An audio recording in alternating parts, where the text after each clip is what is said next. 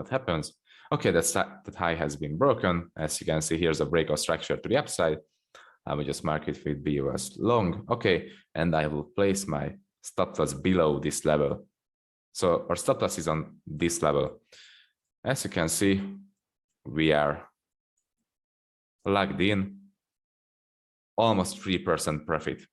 So 3% profit is already logged in. We can't lose that. Let's see what happens next. Price creates a pullback again, as you can see. Pullback, pullback, pullback, pullback. Liquidity. And price broke structure to the upside again. As you can see, here's a breakout structure to the upside. Also, it happened here. So I will just place my stop loss below this. But considering the liquidity, so as you can see, we have liquidity here in this region. Triple bottoms or double bottoms, first, second, or third bottom. We can keep our stop loss on this level because if the liquidity sweep happens, our stop loss will keep us in the trade because something will hold the price here and our stop loss will be protected. But if we place our stop loss below these equal lows, we have a high chance that will be swept out.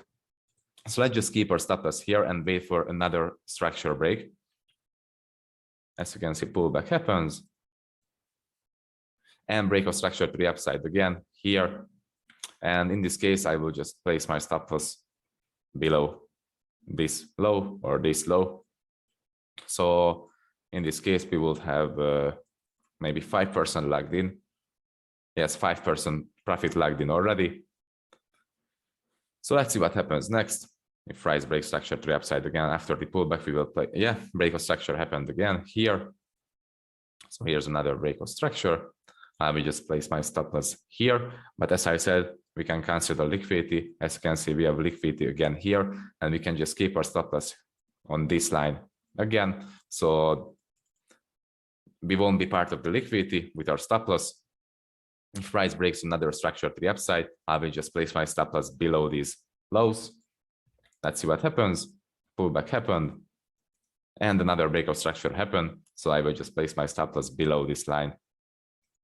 Okay, let's see what happens. Another pullback, another breakout structure to the upside.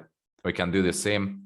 We can keep our stop loss here if we are afraid from the liquidity, but I see no liquidity here. There's no double bottoms.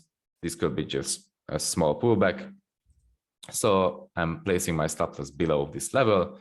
And if my stop loss hits, we will hit maybe 8% profit or 7%. Yeah, 8% profit. So we have a trailing stop of 8% profit. Let's see what happens. Price creates a new high, another pullback, another breakout structure to the upside. Actually, I will just keep my stop loss on this region because this could be liquidity for this demand zone. So I will just keep my stop loss here. Okay, let's see what happens next. Yeah, small pullback. And as you can see, if I would have placed my stop loss in this region, it would have been stopped out because price is sweeping this liquidity right now. That's why I kept my stop loss here. Let's see what happens. As you can see, price swept all of the stop loss levels. And if this breaks structure to the upside here, I will place my stop loss below this level. Let's see what happens. It broke structure to the upside, and as you can see, I will just draw a line here. So this is our stop loss level, and it perfectly kept us in the trade. So a breakout structure happened here to the upside. I will just place my stop loss below this low now. So our stop loss level on this region. Okay, let's see what happens. Breakout structure to the upside here. Pullback started. Pullback started, huge pullback. If this high breaks, I will place my stop loss below the next strong low. Let's see what happens. Okay, as you can see, a low has been created, a strong low again. This strong low broke the structure to the upside. So here's a break of structure. I will just place my stop loss below this level. And if that stop loss hits, I will be in almost 9% profit. So that's really good. Let's see if another pullback happens. Actually, it's building up liquidity again in this region. I think it will go straight up to the TP. Yeah, straight up TP hit. And actually, that's how you manage your stop losses. The same concept goes on for the short trades. So let's say change of character happened here. Judge down after a higher time frame supply mitigation. So we have a change of character. Let's say you entered on a freshly formed supply zone here.